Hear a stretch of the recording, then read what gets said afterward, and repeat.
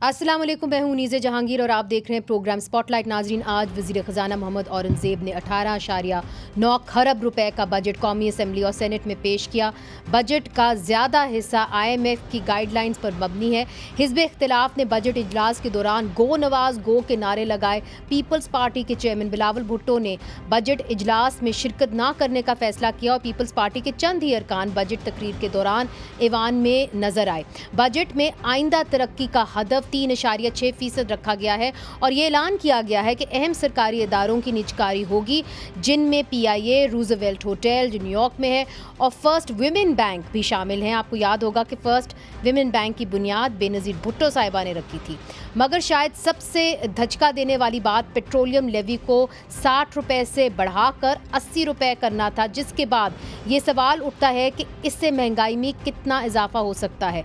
तनख्वाहदार तबके के लिए भी इस बजट में कोई खुशखबरी नहीं है।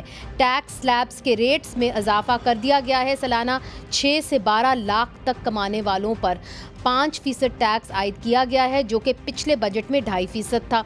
अब महाना 3,40,000 रुपए कमाने वालों को जो है वो 35% टैक्स देना होगा, जबकि पिछले बजट में महाना 5 लाख कमाने वालों को भी 35% टैक्स देना होता था। टैक्सों में इजाफे की वजह यह भी है कि हुकूमत ने रवा माली साल के लिए वफाकी महसूलात जो हैं उनका हदफ 10,307 अरब रुपए रखा है, जो कि पिछले साल की निस्बत 48% ज़्यादा है। इस बजट के बाद हुकूमत महंगाई के जिन को बोतल में कैसे बंद कर सकेगी और क्या हुकूमत इत्तेहादियों के बजट पर इत्तेहादियों के जो एक बजट पर शिकवे हैं उसको दूर कैसे कर पाएगी, ये एक बहुत बड़ा सवाल है। राना एहसान अफजल साहब को हमने इनवाइट किया है। वज़ीर आज़म के कोऑर्डिनेटर और हुकूमत के तर्जुमान हैं। सलीम मानवीवाला साहब हमारे साथ मौजूद हैं, साबिक वफाकी वज़ीर ख़जाना और रहनुमा पाकिस्तान पीपल्स पार्टी। तैमूर झगड़ा साहब हमारे साथ मौजूद हैं, साबिक सूबाई वज़ीर ख़जाना खैबर पख्तूनख्वा और इकॉनमी के ऊपर गहरी नज़र रखते हैं। सबसे पहले सलीम मानवीवाला साहब, आपकी जानिब, आज हमने देखा कि बिलावल भुट्टो जरदारी साहब आए, आसिफा भुट्टो उनके साथ थी, हमरा थी, और फिर ये ख़बरें आई कि जी वो बजट के अंदर तो हिस्सा ही नहीं लेंगे बल्कि पूरी पीपल्स पार्टी हिस्सा नहीं लेगी। फिर एक वफ़द गया पाकिस्तान मुस्लिम लीग नून की तरफ से उनको आमादा करने के लिए, और फिर हमने देखा कि चंद आपके जो लीडर थे वो हमें असेंबली के अंदर नज़र आए। तो क्या हुआ? Was there a disagreement over some things? देखिए, ये कोई एक हफ्ते से हमारी उनसे बातचीत चल रही थी on budget. There is a disagreement और आज पार्लियामेंट्री मीटिंग बुलाई थी चेयरमैन बिलावल ने और उसमें यही डिसाइड हुआ कि जो इश्यूज हमने हाईलाइट किए हुए हैं गवर्नमेंट को उसको उनको कंसिडर करना चाहिए और जो भी हमने चीज़ें उन्हें बताई हैं जो उन्होंने करनी है वो अगर वो नहीं करेंगे तो ऑब्वियसली द डिसीजन वाज कि हम बजट को सपोर्ट नहीं करेंगे। तो व्हाट वाज द तो डिसएग्रीमेंट अबाउट? मतलब कौन से ऐसे नुकात थे जिनके पर आपकी PSDP पे था? जी, PSDP पे था कुछ, आपके तरक्याती बजट जो थे वो आपके पास नहीं आ रहे थे, ऐसी बात थी? कुछ टैक्सेशन थी, कुछ NFC पे उन्होंने डिस्कशन की थी, वो था, कुछ और इश्यूज थे कमोडिटी प्राइसिंग पे और अदर इश्यूज लाइक जो मिनिस्ट्रीज उन्होंने डिसाइड की थी कि ये आप बंद करेंगे और अपना बर्डन रिड्यूस करेंगे। मतलब देयर वर वेरियस थिंग्स। कौन सी मिनिस्ट्रीज, फॉर एग्जांपल अगर आप बताना चाहें तो वो कौन सी ऐसी मिनिस्ट्रीज थी जो ट्रांसफर हो चुकी हैं प्रोसेस को, जो ट्रांसफर हो चुकी हैं, like higher education 18th amendment and in the after that तो वो हेल्थ है, एजुकेशन है, काफी सारी हैं। हाँ, तो वो उसका बर्डन आज तक फेडरल गवर्नमेंट कैरी कर रही है और वो obviously becomes part of the budget. तो ये काफ़ी सारी चीज़ें हमने उनको बताया भी था, काफ़ी उनसे मीटिंग्स भी हुई, डिस्कशंस भी हुई, मगर नो आउटकम। तो फिर उस पे ये आज पार्लियामेंट्री पार्टी में डिसाइड हुआ कि जी अगर ऐसे बात है तो then we should take our position and we should disapprove this budget. तो आपने डिसअप्रूव किया इसलिए, चूंकि मैंने तो खुद देखा कि नवीद कमर साहब भी वहाँ पे बैठे हुए थे, तो बिलावल भुट्टो जरदारी साहब तो नहीं थे, मगर आपकी पार्टी की रिप्रेजेंटेशन तो थी।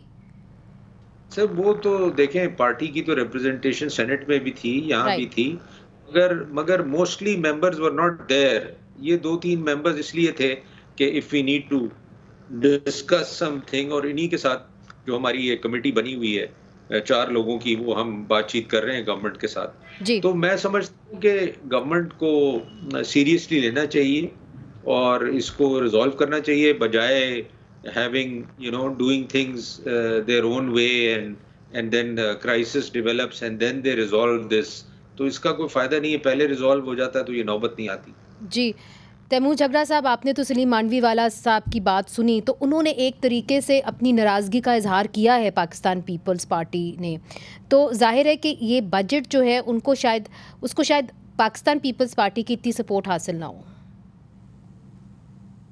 हाँ जी, हमारी तो बिल्कुल सपोर्ट हासिल नहीं है। पाकिस्तान पीपल्स पार्टी की सपोर्ट 30 जून तक पता चल जाएगा कि are they trying to play both sides, या वाकई do they have the guts to stick to their guns, अगर इनके ख्याल में ये बजट ठीक नहीं है। लेकिन मैंने आज काफ़ी डिटेल से देखा और अभी बहुत सी डिटेल सामने आएंगी। मेरे ख्याल में जो सबसे अफसोसनाक चीज़ है कि this is a scared budget, मतलब डर रहे हैं। और चाहिए भी एक गवर्नमेंट इलेक्टेड नहीं है तो वो हर कदम जो है वो लेगी, 2 बार सोचेगी। एक तरफ से डर क्यों रहे हैं? आपको इस बजट से कैसे क्यों लगा कि ये डर रहे हैं?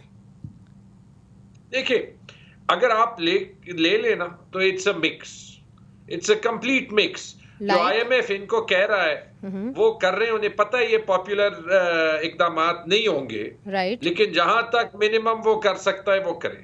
लेकिन फिर साथ में क्या करें, और ये लिख लें, ये मसला होगा।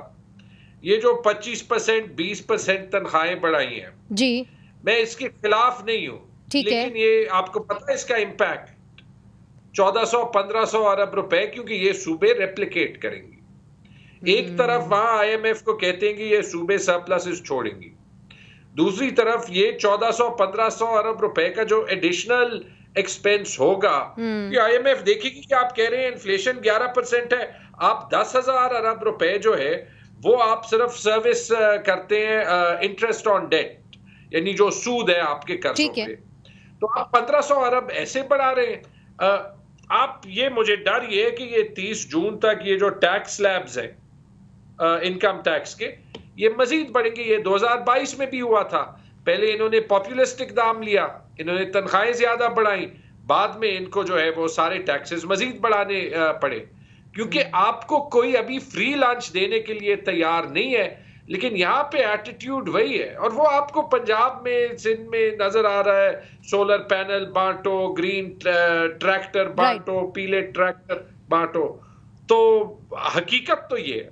ऑलराइट, अच्छा, ये जो आपने एक और बात कही है, मैं इसको आगे बढ़ाना चाहती हूँ। राना एहसान अफजल साहब मेरा ख्याल है हमें सुन सकते हैं। राना साहब, जो मेन सवाल पूछा जा रहा है ना, और मेरा ख्याल है सलीम साहब भी इसके ऊपर बात करेंगे चूँकि पीपल्स पार्टी ने की है एक जगह पे, ये जो पेट्रोलियम डेवलपमेंट लेवी आपने बढ़ाया है 60 रुपये से आपने 80 रुपये कर दिया है, आपको नहीं लगता कि इससे महंगाई ओवरऑल बढ़ जाएगी? तो जो आप इन्फ्लेशन कह रहे हैं कि हम कम करेंगे, कैसे यहाँ पे इन्फ्लेशन कब होगी जब आप पेट्रोलियम लेवी पे जो है वो बढ़ा रहे हैं, उसकी कीमत बढ़ा रहे हैं? बिस्मिल्लाहिर्रहमानिर्रहीम। देखिए, सबसे पहले तो मैं 2-3 चीजें क्लियर करना चाहता हूँ। पीपल्स पार्टी को परसों फाइनेंस मिनिस्टर ने बड़ा डिटेल में बजट के ऊपर ब्रीफ किया। अच्छा। और फिर कल प्रेसिडेंट साहब भी मिले, लेकिन डेफिनेटली ये पॉसिबल ही नहीं है कि ये बजट पास हो बगैर पीपल्स पार्टी के सपोर्ट के। तो हम लोग जो है वो अगर इनके कोई कंसर्न्स है, we are more than willing to sit with them.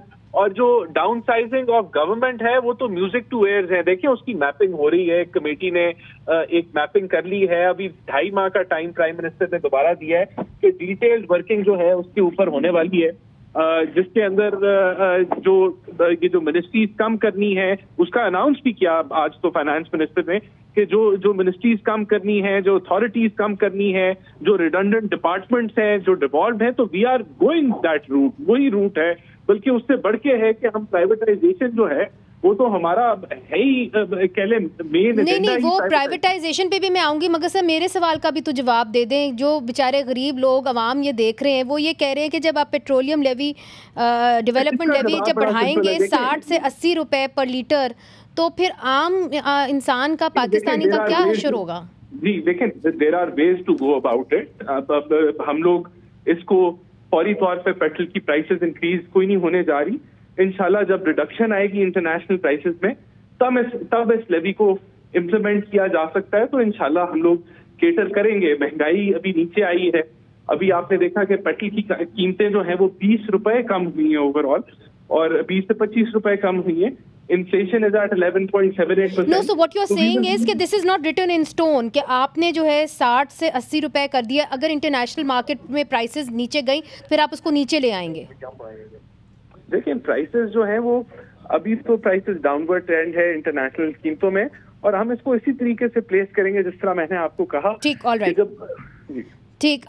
Salim मानवी वाला साहब, डू यू बिलीव दिस कि जो पेट्रोलियम लेवी डेवलपमेंट उन्होंने जो है उसको इंक्रीज़ किया है 60 से 80 रुपए, उससे कोई ख़ास महंगाई पे फ़र्क नहीं पड़ेगा? देखिए, पेट्रोल प्राइसेस जब भी बढ़ी हैं, चाहे लेवी हो चाहे प्राइस इंक्रीज हो, इन्फ्लेशन बढ़ेगा, क्योंकि आपका सारा system is based on petrol. आपकी ट्रांसपोर्ट, आपकी इंडस्ट्री, आपकी वर्किंग, आपकी हर चीज़, आपकी एक्सपोर्ट। तो ये कहना कि जी इससे कुछ भी नहीं होगा, I think whoever is saying that they don't know how the system functions in Pakistan. देखिए, इसके ऊपर just to give an explanation, मैंने पहले भी इसका जिक्र किया कि हम इसको तब प्लेस करेंगे जब हमें रिडक्शन मिलेगी इंटरनेशनल प्राइसेस में। तो उस वजह से जो एक फौरी तौर पे कीमतें बढ़ती हैं वो नहीं होंगी, और वी आर होपिंग, देखें अगर इंटरनेशनल प्राइसेस बढ़ती हैं तो फिर बिल्कुल इम्पैक्ट आएगा, लेकिन हमारी जो सोच है वो यही है कि इसकी प्लेसमेंट तब की जाए जब इंटरनेशनली प्राइसेस नीचे जाएं। और so that will be the condition of placing this. जी पहले कंडीशन ये है कि इंटरनेशनल प्राइसेस नीचे जाएंगी, फिर आप इसको, दैट इज द प्लान। लेकिन हमें टारगेट, जी बिल्कुल, मैं ये आपको सही कह रहा हूँ, और जब प्लान यही है, दैट इज द प्लान। लेकिन अगर हमें ये ऐसा ना हुआ तो हमने टारगेट तो अचीव करना है। उस सूरत में डेफिनेटली अगर वो होगा तो प्राइसेस बढ़ेंगी और इन्फ्लेशनरी उसका इम्पैक्ट आएगा। लेकिन देखें, हम लोग देयर इज नो कंडीशन, नहीं, देयर इज दिस कंडीशन जो मैं आपको बता रहा हूँ। अगर ऐसा ना हुआ, मैं उस सूरत में बता रहा हूँ कि फिर then we will have to implement it anyways. लेकिन जो प्लान है वो यही है।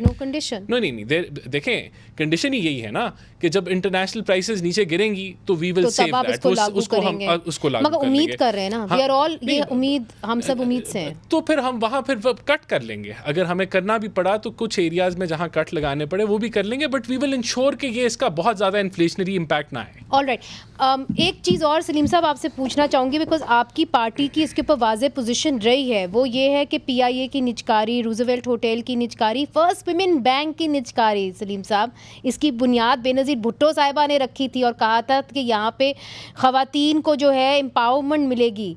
Are you on board on this? जी, देखें, ये जितनी प्राइवेटाइजेशन की आजकल बात हो रही है ना, ये लास्ट PDM गवर्नमेंट में ये सारी चीज़ें डिस्कस हुई हैं, और हमने गवर्नमेंट को एक मॉडल दिया है कि आप पब्लिक प्राइवेट पार्टनरशिप के कुछ ऐसा तरीका निकालें कि it's not completely privatised, right, ताकि उसमें गवर्नमेंट का भी रोल रहे, एम्प्लॉयज़ को भी एड्रेस कर सकें, और a win win situation for everyone. तो ये लास्ट जब PDM की गवर्नमेंट थी उसमें इसमें डिटेल डेलिब्रेशंस हुई हैं और डिस्कशंस हुई हैं, और उस पर फिर हमने एग्री किया है गवर्नमेंट के साथ। तो अब उसकी इम्प्लीमेंटेशन अब ये गवर्नमेंट कर रही है, नई गवर्नमेंट, और इसमें भी हमारी 2-3 मीटिंग्स हुई हैं with the government on privatisation. Aleem Khan उसमें मैं भी था, तो उधर भी हमने यही चीज़ दोबारा उनको कही है कि we can't just throw away PIA और कल को पता चले कि जी PIA बंद हो गई जिसको आपने दी, प्राइवेटाइज किया। तो उसको ज़रा सोच समझ के अपने जो सेफ गार्ड्स हैं वो इन प्लेस करके, एम्प्लॉइज का देख के, सारा कुछ देख के आप फिर वो स्टेप लें। मगर what about first women bank, Salim मानवी वाला साहब? फर्स्ट वुमेन बैंक का देखें इशू थोड़ा डिफरेंट है। फर्स्ट वुमेन बैंक का ये है कि वो जो कॉन्सेप्ट था उस वक्त, अब देखें विमेन को to go to any other bank और नॉर्मल बैंक, कोई first women bank is not playing that role any more. So redundant हो गया है, मोर और लेस इट इज रिडंडेंट। ठीक, तो या तो उसको हम रिवाइव करें, या तो हम उसको रियली जिस मकसद के लिए बनाया था बनाएं, otherwise you know it's not functioning. All right, आपने बड़ी वाज़े तौर पे बता दिया कि निजकारी के ऊपर पाकिस्तान पीपल्स पार्टी जो थी वो पाकिस्तान मुस्लिम लीग नून से बातचीत करी थी, उन्होंने मिल के तौर तरीका जो है उसका तय करने की कोशिश की है। इसके ऊपर पाकिस्तान तहरीके इंसाफ कहाँ खड़ी है? It's not clear. मुझे आज भी याद है कि असद उमर साहब ने स्टील मिल्स के बारे में कहा था कि पता नहीं कौन ख़रीदेगा स्टील मिल्स। तो ये हम तैमूर झगड़ा साहब से पूछते हैं, छोटा सा वक्फा शामिल करते हैं, फिर से वापस आते हैं। वेलकम बैक नाजरीन, स्पॉटलाइट है बजट के ऊपर। तैमूर झगड़ा साहब, ब्रेक से पहले सलीम मानवीवाला साहब ने वाज़े तौर पे कह दिया कि हालांकि पाकिस्तान पीपल्स पार्टी जो है वो निजकारी के ख़िलाफ़ रही है, मगर उन्होंने कहा है कि जी एक तौर तरीका, एक फॉर्मेट हमने तैयार किया है PMLN के साथ, जिसके तहत निजकारी जो है वो हर्ट नहीं करेगी वहाँ के एम्प्लॉयज़ को। Where does PTI stand on privatization? It's not clear. I think it's quite clear. आप पिछले साल 2 साल में देख लें, ना PTI ने PIA की प्राइवेटाइजेशन की ऑपोजिशन की है, ना PTI ने इनके एयरपोर्ट्स की ऑपोजिशन की, आउटसोर्सिंग की ऑपोजिशन की है। तो ये जब भी पूछा गया, ब्लैक एंड वाइट में बताया है कि इसको हम अपोज नहीं करेंगे। हाँ, एक इलेजिटिमेट हुकूमत कैसे कर सकती है और उसको मिस रिप्रेजेंट करे, वो और बात है। अब मिसाल के तौर पे आप देख लें, ये PIA की प्राइवेटाइजेशन पहले ये कह रहे थे दिसंबर में होगी, फिर जून में होगी, अब probably it will take till the end of the year. देखिए, इस पे तो मेरे ख्याल में क्लियर है, और फ्रैंकली प्राइवेटाइजेशन में हर पार्टी में 2 राय है, लेकिन ये पाकिस्तान में हुकूमत की ये कैपेसिटी नहीं है कि वो एक्सेस बैगेज चलाए। बल्कि मैं यही सोच रहा था कि अभी जो ये 25% के इंक्रीजेस इन्होंने किए हैं जी, अभी इनसे सारी यूनिवर्सिटियां मांगेंगी, इनसे सारे SOEs मांगेंगे, इनसे सारे जो सैनिटेशन बोर्ड्स है वो मांगेंगे जी। ये तो कहते हैं नहीं है। इसका जो कंपाउंडिंग इफेक्ट होता है ना, जो आप एक डिसीजन लेते हैं कि जी मैं एम्प्लॉइज को सिर्फ ये दिखाना चाहता हूं कि मैंने एम्प्लॉइज की तनख्वाह जो है वो बढ़ा दी जी जी। तो मुझे एक सवाल पूछने दे जी जी पूछिए। मानवीवाला साहब बिजनेसमैन है, और शायद राना एहसान साहब का भी जो है वो प्राइवेट एंटरप्राइज में कोई ना कोई वो, आपकी अपनी कंपनी होती, आप 18,000 अरब में 10,000 अरब रुपए तो सिर्फ सूद दे रहे होते, तो जो आपके एम्प्लॉइज हैं उनको आप 25% रेज देते? Okay, now that's a question, let me ask them. Rana एहसान साहब, देखिए, बात यह है कि इंटरेस्ट रेट बिल्कुल एक टाइट मॉनेटरी पॉलिसी रखी गई, और वो जो मॉनेटरी पॉलिसी कमेटी इंडिपेंडेंट है, और जब इन्फ्लेशन काबू में आई है तो आपने देखा कि अब इंटरेस्ट रेट के अंदर कमी आना शुरू हो गई है। लेकिन हम बिल्कुल इसके ऊपर, पहली बात तो ये इंडिपेंडेंटली फ़ैसला करती है, तो मेरे ख़्याल से टाइट मॉनेटरी पॉलिसी रखने की वजह से आपका रुपया भी स्टेबलाइज हुआ, आपकी इन्फ्लेशन भी नीचे आई, और जैसे ही आपको स्पेस मिली वो कम होना शुरू होगी, और आगे तो हम एवरेज इंटरेस्ट रेट 18% पे देख रहे हैं, तो ये और नीचे कम आएगा, और नीचे गिरेगा, तो इसमें कोई शक नहीं है। बाकी जहाँ तक इन्होंने बात की, जो ये जो वेज बढ़ाई है, जो 25% इजाफा हुआ है, देखें पिछले साल इन्फ्लेशन 24% थी, 24% इन्फ्लेशन थी, तो 25% एनहांसमेंट मिल गया। It is according to inflation, कोई इतना एक्स्ट्राऑर्डिनरी नहीं दिया कि जिसके अंदर। This is not a very big ticket item. The big ticket item is, और लोग पूछते हैं मगर मैंने देखा है कि पॉलिटिशियन थोड़ा कतराते हैं बताते हुए, डिफेंस अखराजात आपने 2022 अरब रुपए रखा, पेंशन्स के अखराजात 1014 अरब रुपए रखा, और PSDP का आपने 1700 तक लगभग अरब रुपए का सबसे बड़ा टिकट आइटम आपका डिफेंस अखराजात है। अब ISPR ख़ुद कह रहा है कि सारी जंग तो हो रही है ये फ़ोन्स के ऊपर, यू नो डिजिटल वॉरफेयर हो रही है, तो इतना अखराजात किस चीज़ पे? देखें, सबसे पहले तो मैं आपको बताता हूँ, आप 2018 में चला जाएं। 2018 में इनका 1100 अरब का जो था वो बजट था, और उस वक्त जो डॉलर का रेट था वो 105 या 107-8 था ऑन एवरेज। तो वो $10 बिलियन का डिफेंस का बजट था। अभी अगर आप उस, मैं डॉलर टर्म्स में मैं कह रहा हूँ, नहीं करना चाह रहे, नहीं, मैं आपको बता रहा हूँ कि आज अगर आप उसी डिफेंस बजट को डॉलर टर्म्स में आप अगर कैलकुलेट करें तो वो $7 बिलियन का भी नहीं बनता। तो आपकी सिक्योरिटी नीड्स हैं, सब कुछ हैं, तो इट इज़ ये मेरे ख्याल से it is need of the hour कि ये इतना। आपकी जो पीएसडीपी डेवलपमेंट की नीड नहीं है, आपकी वो बच्चों है, को पढ़ाना लिखाना नहीं है। पीएसडीपी 50% एनहांस हुआ, बच्चों को पढ़ाना है। नहीं, देखें, पीएसडीपी 50% एनहांस हुआ। देखें, अगर पीस नहीं होगा मुल्क में तो शायद कुछ भी ना हो। तो हमें पीस को इंश्योर करने के लिए, हमें सिक्योरिटी सिचुएशन को इंश्योर करने के लिए ये ज़रूरी था। लेकिन इसके साथ पीएसडीपी की आपने बात की, 50% एनहांसमेंट है। और अगर आप पीएसडीपी को स्टडी करें तो उसके अंदर वाटर प्रोजेक्ट्स, डैम्स, उसके ऊपर 100% एनहांसमेंट है। मगर उसके ऊपर पाकिस्तान पीपल्स पार्टी को जो है इतराज है। अभी सलीम साहब ये बात कर रहे थे। सलीम साहब, मैं सिर्फ पीएसडीपी पे 2-3 पॉइंट्स, एक तो पानी के projects, I'll come back to you also, जी, I'll also come back to you। Salim साहब, आपकी जानिब पीएसडीपी के ऊपर जो हमें इंफॉर्मेशन है वो ये है कि आपकी पार्टी को इतराज़ात हैं। और दूसरी बात, बिकॉज आप इकॉनमी को बड़ी अच्छी तरह से देखते हैं, जो इन्होंने टारगेट किया है कि जी हम इतनी टैक्स कलेक्शन करेंगे, इज इट रियल? उसका भी मैं जवाब देना चाहूँगा। देखिए, मैं आपको एक बात बताऊं, बजट हम बनाते ही ऐसे हैं जो कि मैं समझता हूं कि it is a projection, it is not real. Why it is not real? क्योंकि अगर आप एनालाइज करें 5 साल के बजट्स को, तो जो भी टारगेट फिक्स किए हैं वो कभी मीट नहीं हुए। तो ये भी जो आपने टारगेट फिक्स किया और वो कट हम कहाँ लगाते हैं, लेट्स से ये 12.8 ट्रिलियन का बजट है और रिकवरी होती है 12 ट्रिलियन या 11.5 ट्रिलियन, जितना भी शॉर्टफॉल आएगा कोई चीज उसमें लगाते हैं। पीएसडीपी आप जितना मर्जी एक्साइटेडली 50% बढ़ा दें, 100% बढ़ा दें, उससे कोई फर्क नहीं पड़ता। जब ये शॉर्टफॉल आना शुरू होगा, और ये पहले क्वार्टर में ही आपको नजर आना शुरू हो जाएगा कि ये 12.8 नहीं होगा, तो ऑटोमेटिकली आपका पीएसडीपी कटेगा, आपकी दूसरी एरियाज में आपको कट लगाने पड़ेंगे और आपको वो रिकवरी कहीं ना कहीं करनी पड़ेगी। और रिकवरी कहाँ होगी? आपको क्या लगता है कहाँ होगी?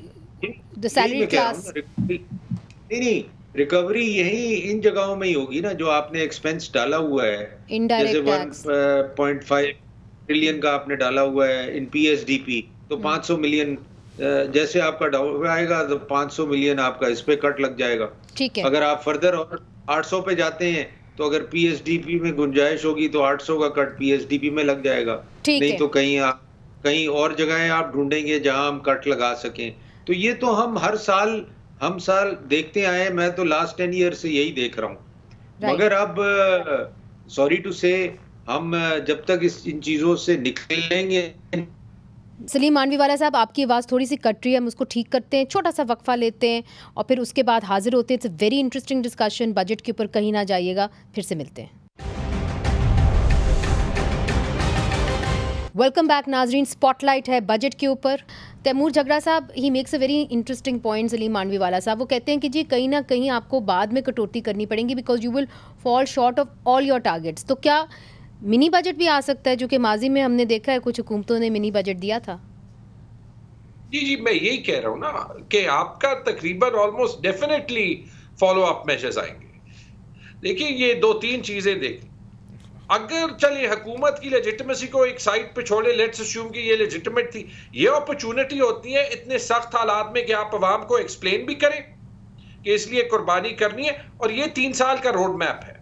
मैं आपको यही कह रहा हूं, जब किसी ने इस सवाल का जवाब नहीं दिया कि वो अपने एंटरप्राइज में वो इन्फ्लेशन की मैचिंग सैलरी इंक्रीजेस देते या ना देते ऐसे वक्त में। अब देखें, बिल्कुल देते हैं, वो कह रहे हैं बिल्कुल देते। राना एहसान अफजल साहब कहते हैं हम बिल्कुल देते बिकॉज वो इन्फ्लेशन से अलाइंड है। उन्होंने अभी बताया, उन्होंने कहा इन्फ्लेशन से अलाइन करना, तो फिर तो आप मारे गरीब को। जाके कोई भी बड़ी कंपनी देख लें पाकिस्तान की और उनकी सैलरी इंक्रीजेस देख लें, जब किसी और का पैसा होता है तो इस तरीके से खेलना आसान होता है। ये भी बता दें कि जिस तरीके से एम्प्लॉइज 70 साल इन सारी हुकूमतें ने भरे हुए हैं, अपनी कंपनियों को ऐसे भरते हैं अच्छा मगर भरते ना।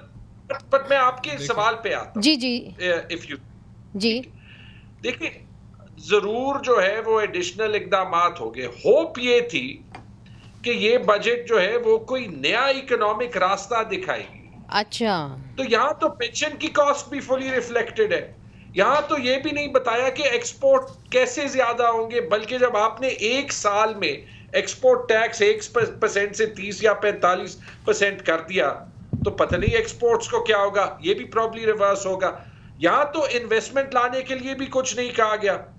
यहाँ एक्सपेंडिचर रिफॉर्म की कोई बात नहीं हुई, क्योंकि एक्सपेंडिचर रिफॉर्म 25% कॉस्ट इंक्रीज करने से नहीं होती जी। यहाँ टैक्स बेस इंक्रीज करने की कोई बात नहीं। वही एक काबिज हुआ जो है वो सैलरीड क्लास है, जो हमारे तनख्वाहों से काटे, आपके तनख्वाहों से काटे, बट काट सकते जी। वो that I want to come to that, because ये बहुत सारे लोग ये सवाल कर रहे हैं राना साहब, और वो यही है कि सैलरीड क्लास के ऊपर पहले जी 41 लाख से ऊपर जो थे उनको 35-35% आप लोग लगाते थे टैक्स। अब जो अब की बात मैं कर रही हूँ, पहले था 60 लाख जो सालाना कमाते थे उनके ऊपर आप 35%, अब 41 लाख से ऊपर जो कमाते हैं सालाना उसके ऊपर 35%। यानी आपने ये किया है कि और लोगों को आपने ले आए हैं वो 35% टैक्स नेट के अंदर। सैलरी क्लास कब तक बेचारी टैक्स देगी? देखिए आप बिल्कुल, ये ठीक आपका सवाल है और उसकी एक वजह है। देखें IMF के साथ जब आप मुआहदा करते हैं तो आपको पॉलिसी मेजर्स देने पड़ते हैं, और उसकी भी वजह है कि क्यों आपको पॉलिसी मेजर्स देना पड़ते हैं, और वो क्यों नहीं आपकी बात सुनते कि हमने टैक्स बेस बढ़ानी है, या हम अगर उनको कहें कि हमने इन्फोर्समेंट से ये जो है वो रिकवरी करनी है।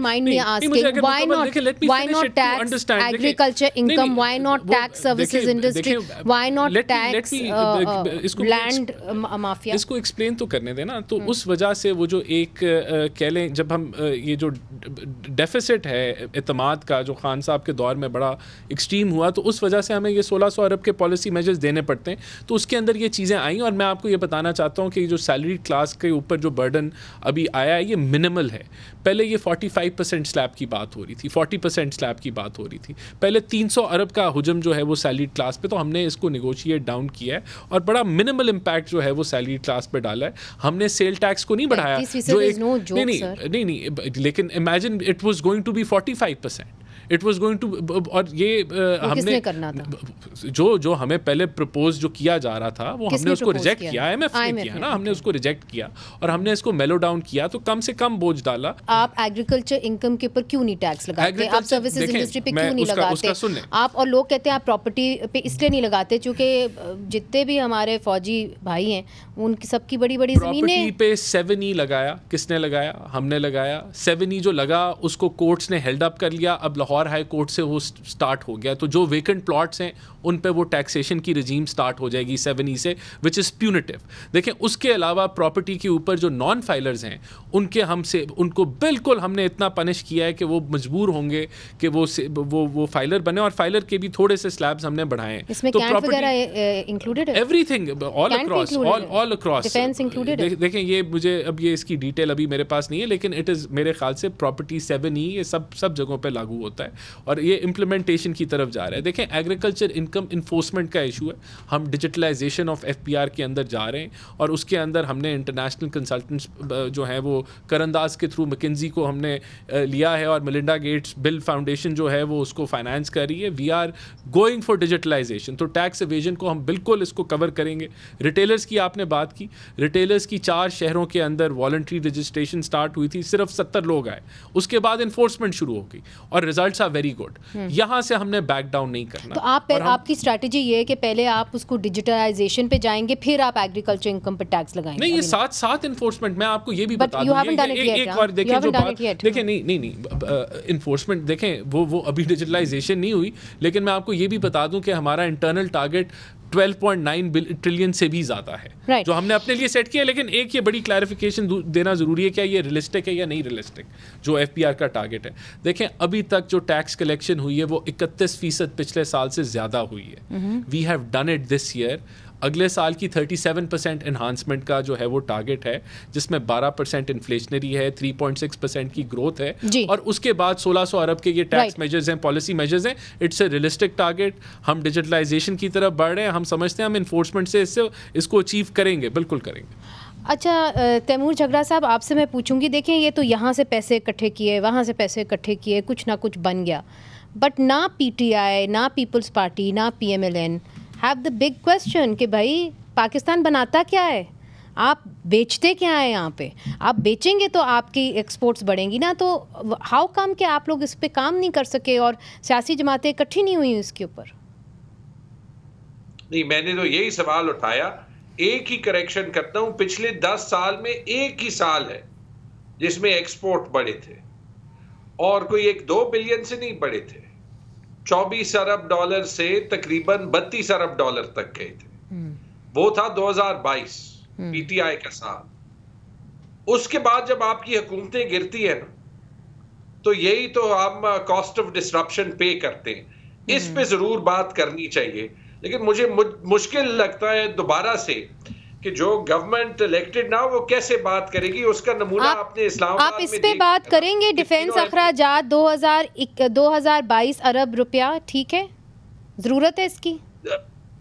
मुनीज़े, हमें डिफेंस अखराजात पे बिल्कुल बात करनी चाहिए। यहाँ पे मैं जो है वो राना साहब को इस तरीके से सपोर्ट करूंगा। मैंने डिफेंस का इंक्रीज देख लिया, वो इतना नहीं है, लेकिन मिसाल के तौर पे जब आप पेंशन रिफॉर्म करें ना, और आप जो है वो कंट्रीब्यूटरी पेंशन की तरफ जाएं, तो वो फिर सिविल एम्प्लॉइज का भी होना चाहिए, वो डिफेंस एम्प्लॉइज का। अच्छा, मैं सिर्फ एक छोटा सा सवाल कर, मुझे इजाजत दे राना साहब, एक छोटा सवाल का जवाब। ये जो पेंशन्स का आप दिखाते हैं हदफ, इसके अंदर मिलिट्री पेंशन्स भी हैं कि सिर्फ सिविलियंस हैं? मिलिट्री भी हैं। वो आप रिफ्लेक्ट क्यों नहीं करते बजट में? नहीं, वो रिफ्लेक्टेड है, ओवरऑल पेंशन में रिफ्लेक्टेड होती हैं। उसमें लिखा होता है? जी। Okay, so then I stand corrected. But what you are saying is कि आप जो खास तौर पे पेट्रोलियम पेंशन रिफॉर्म्स में मैं आपको बताना चाहता हूँ, बिल्कुल जो न्यू इंडक्टीज हैं उस पे ये सारी, उसके अंदर सिविल की भी बात हो रही है, मिलिट्री की भी बात हो रही है। हम पेंशन रिफॉर्म्स की तरफ बढ़ रहे हैं और कंट्रीब्यूटरी पेंशन रिफॉर्म्स की तरफ ही बढ़ रहे हैं। All right. Well, thank you very much. I'm afraid we'll have to leave it there. Thank you so much for joining us. Taimur Jhagra साहब, आपका भी बहुत बहुत शुक्रिया। सलीम मानवीवाला साहब, आपका भी बहुत शुक्रिया। नाज़रीन, पाकिस्तान का बजट तो आ गया है, अब हम देखेंगे कि जब बहस होगी तो उसके नतीजे में इसका निचोड़ क्या निकलेगा। मुनीज़ जहांगीर को इजाज़त दीजिए, खुदा हाफिज़।